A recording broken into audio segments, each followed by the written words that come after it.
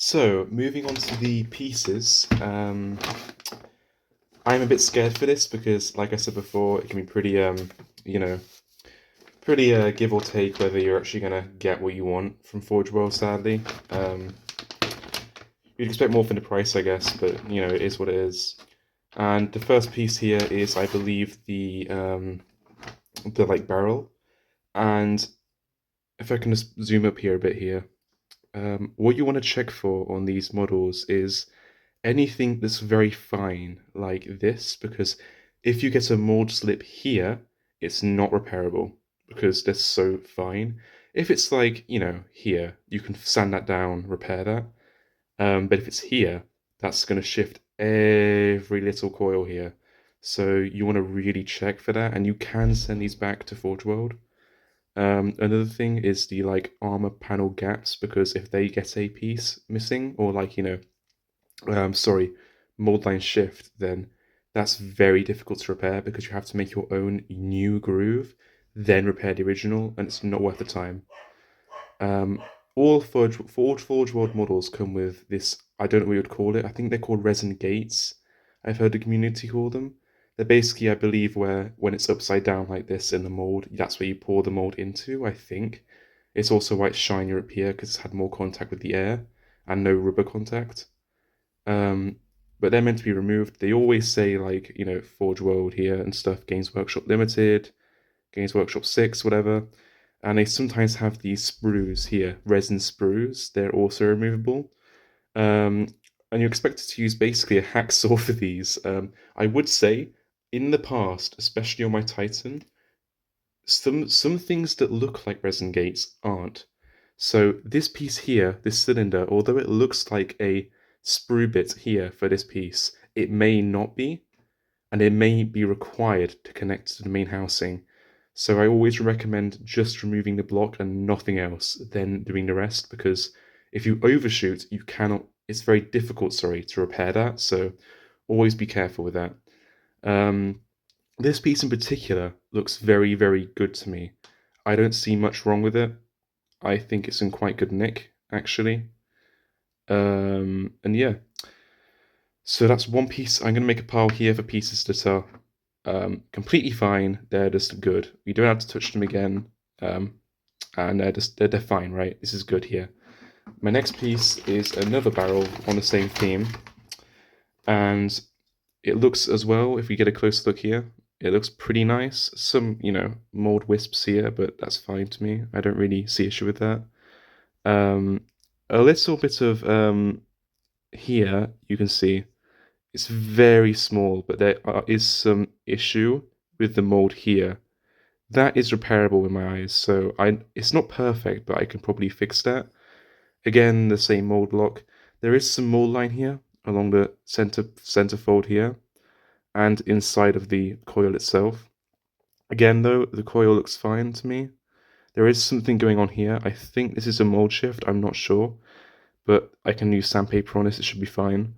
Um, with barrels, you should always check to make sure that the end is not shifted, because that can be a nightmare to fix. So, and it's also very obvious and ugly. So it's one of the things that sometimes, like these parts here, you can go, yeah, it's fine. I can just, sand it down. Here we go. There. I can say, sand it down. It's fine, right? But if it's like a shift on the front of the barrel, that means that if you're taking a picture with your phone of your model, like you probably will, from the front, it'll be very obvious that there's something wrong, and there'll be a very sore thumb in your otherwise really nice model. So you definitely want to be a stickler for the barrel straightness and also the barrel integrity. Um, but looking back at this, another thing you want to see is straightness. Is it bent? Is it warped? It probably will be if it's long and thin. So make sure that it's actually as you want it, everything's straight, nothing's bent. Gun barrels suffer the worst here because, of course, they're long and thin, so they can. I don't know if you can see on the camera here, but there is a slight bend, at least to my eye, towards the left. As I rotate this, I can see a very slight bend towards the left at this point. I don't know if it's obvious to you guys, but it is to me. Um, and that's repairable easily. It's not severe and it's very repairable, so that's definitely fine. These two I'd put under, for Forge World quality, very good. So these are fine. The next piece is going to be the housing. for the machine itself, the gun. Um, I don't see much issue with this piece on first glance. I think it's pretty good. I don't see many mold lines, and where I do, they're not severe. Something weird's going on within the gaps here, but that won't be seen, so I'm not hugely bothered. Um, there's something weird here. Not sure what that is, but oh, it's just a bit of mold. That's fine. Um, again, Forge World on the side here. Not much going on in here. I think these are sprues. I'm not sure though. Again, I'll check the instructions first to make sure. These ones probably are though. This looks fine to me. Maybe slightly warped, but not enough to make a difference in my eyes at least. These solid chunks tend to be a lot more structurally whole and less warped because there's a lot less to go wrong.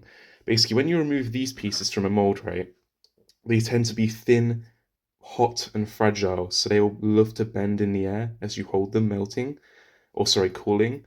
Whereas these pieces, because they're so solid and hard, although it makes them heavier and more annoying to make and, work with, right, it does make it easier in terms of warping because it means that there's less chance because it's very thick. There's not much moving around in this. Do you know what I mean?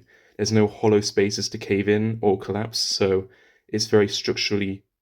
It has a lot of structural integrity when it's cooling down, which is great. The issue there is, of course, if it is warped, it's so much more difficult to repair because A, you need to heat it up a lot longer because there's more to heat up, right? There's a lot of contact for the heat to hit. This one here, ironically for a melter cannon, it's actually very hard to melt because it's so thick. So I would probably, if you find warping in these thicker pieces, I would just send them back.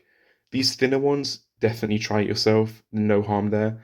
The thicker ones, it's going to take a lot of work, and it could actually, you could end up with a worse product than what you started with, and then you'd have a very hard time arguing with Forge World saying, well, it was fine, then I ruined it, and now I want another one. And they're going to be like, well, if you ruined it, why would we give you another one? And you're going to be like, that's a very good point.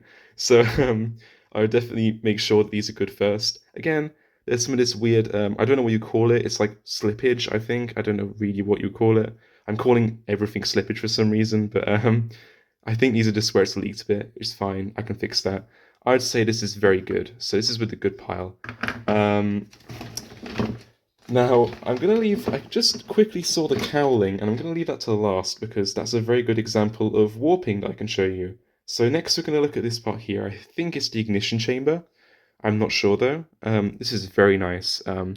Look at that detail. Very crisp, not much slippage at all, I can see at least. There's some here, not severe though. More of a mold line than slippage, to be honest. Again, sandpaper will be fine on that. Basically, anywhere where it would count, like these pieces here, it seems to be very good quality. That's a bit severe there. Again, sandpaper will be fine on that. It should be fine. I would always recommend because this part here is going to connect to another part. So wherever there's a connection, absolutely make sure it's smoothed down because otherwise, if I say I want to connect wherever this connects here, this place to this place here, right? Like this.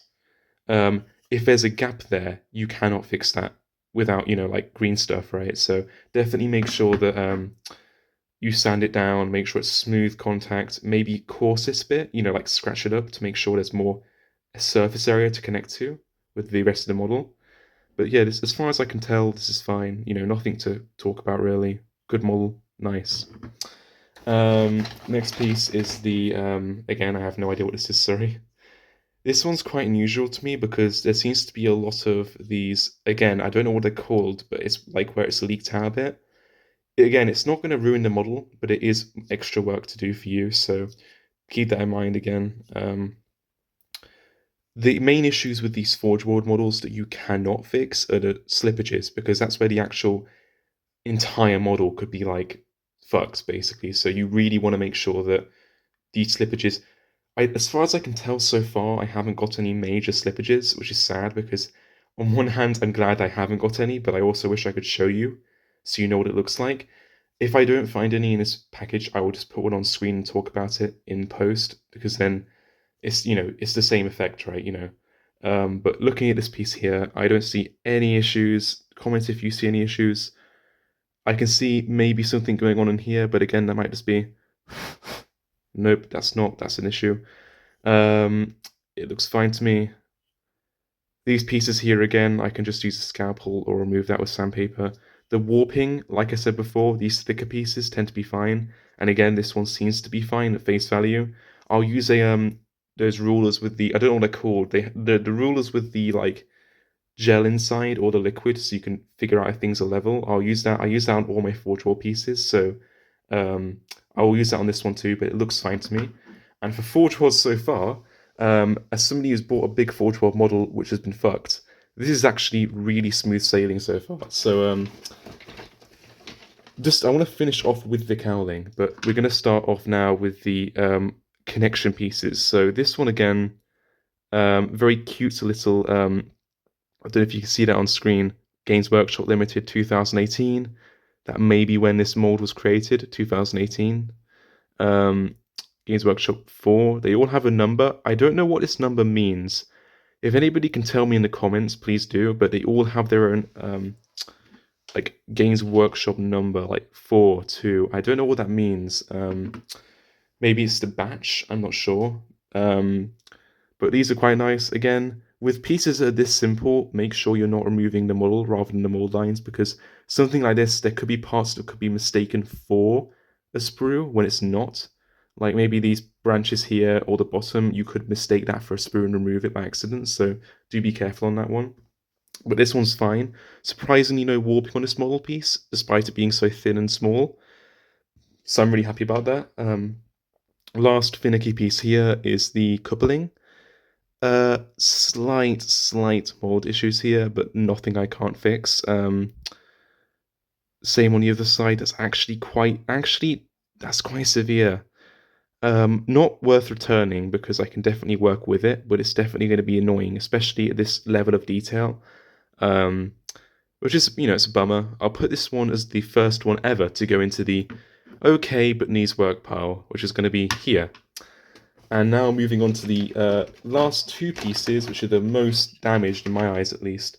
The cowlings. So, first cowling off the bat. Yeah, it looks a bit... something's obviously gone wrong here. Maybe the guy was a bit drunk when he was casting this. Look at that curve. Oh my god.